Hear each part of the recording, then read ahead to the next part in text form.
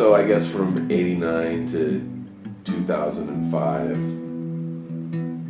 you know, in all that time, I was just doing really shitty jokes that I didn't like.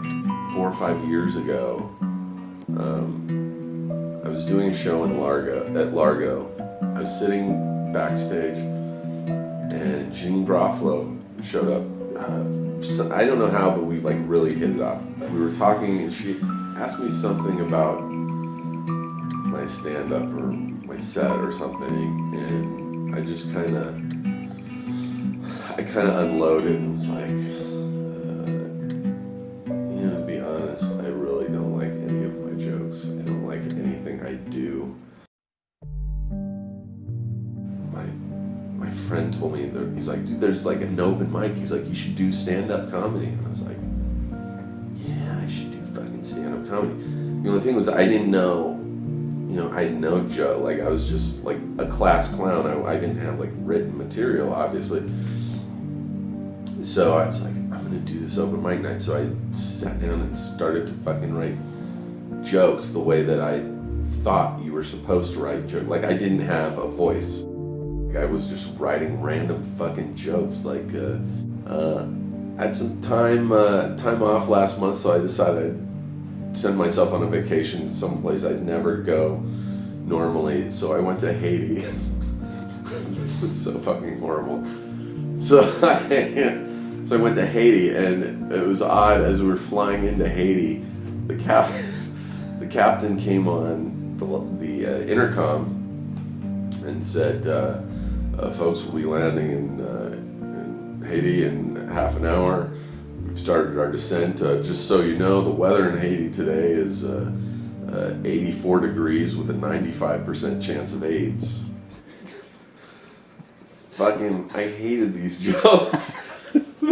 Like, you know, most reactions I would get were just, you know, what some people call groaners, like, oh, dude, did you really just fucking say that? I was like, I had the bug and I wanted to be on stage, and so I just, that's all I would do. I'd do these shitty, really long setups for like a really bad AIDS joke. He's back. You've seen him on the Sarah Silverman Program. See him back here right now. Mr. Steve Agee, ladies and gentlemen. But first of all, is anybody in the back? There's a shitload of people standing in the back. Does anyone want to come sit up here? I don't give a shit. We'll make it like a Fishbone concert. Anyone who wants right now can come up on stage and sit down. One guy, come on, follow this guy. He's fucking blazing trails. I don't care. Boy, I'd make a horrible cult leader. And then I met Janeane. She completely spun me around 180 degrees. It was so simple, and like, you know, like the nose on your face, it was like right in front of me. She's like, so don't write jokes like that. She's like, just fucking talk about what you know. Just talk about, you know, something that bothered you yesterday or last week, or something that's been on your mind, or, you know, something you find odd. Like, you're a funny guy. You'll find the jokes basically in the telling of these stories. So I almost immediately like just got rid of all my old jokes and just started basically telling stories and finding the jokes in the stories. And it fucking made the biggest fucking difference. I was on stage telling a story and had this amazing like memory, this like epiphany, like a memory that I hadn't had since I was honestly probably 13 years old. Something that that was probably so disturbing, and it really is disturbing, that I fucking blocked it out. So I think I'm gonna try, you know, tonight or tomorrow night, I'm gonna, you know, try and find something in that, you know, when I do my set. This is something I used to do as a child that was so horrifying, I blocked it out of my brain. And, oh God.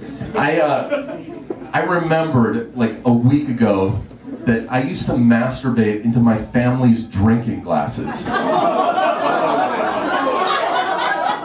you glad you brought them here? Oh my God.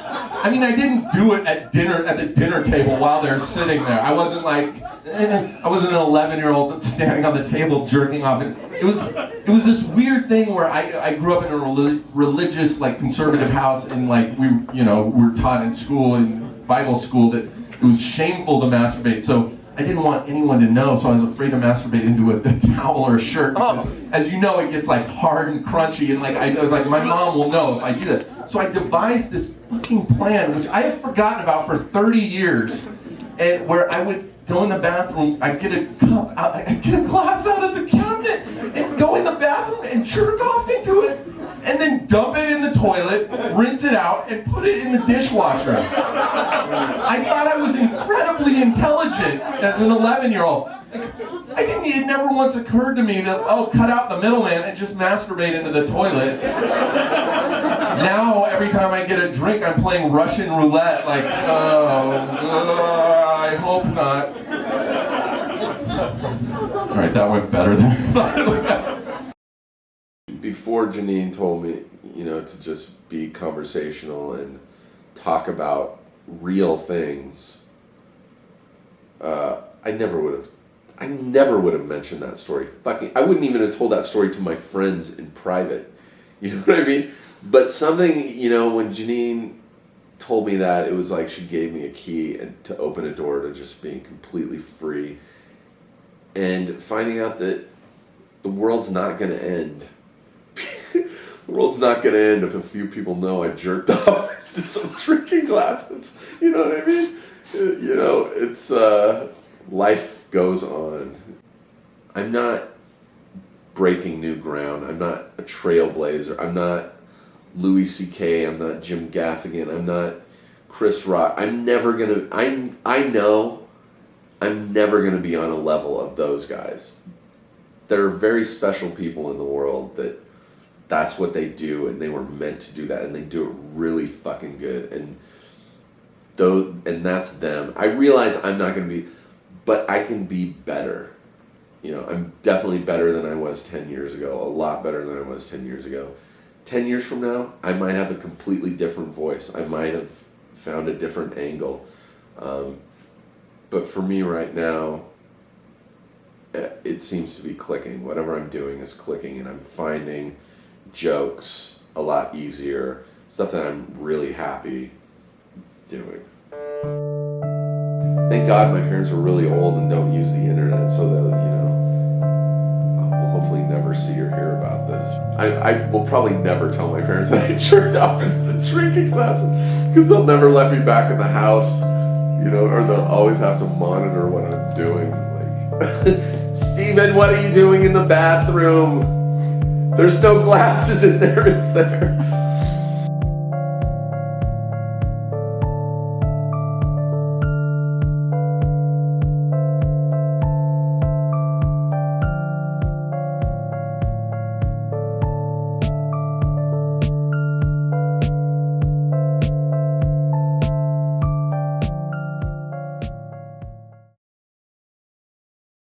And I've had moments on stage where I've sat there and I'm going, my God, like, I'm talking about this stuff that I really want to talk about, that I know was challenging for me to talk about, and it's working. The celebrity, which should be after Joe DeRosa. I'll let you know when he's on, so that way you know. That you're gonna stop me from doing this material right now. You're out of your fucking mind. My mom having cancer didn't stop me from doing this fucking material. You think you're gonna fucking stop me from doing it? Name the hospital and go actually to the guy. That was horrible. That was like, Scott, that literally is one of the worst experiences I've ever had in comedy. When you saw it, you just got that on tape. I don't know how, I feel very uneasy right now.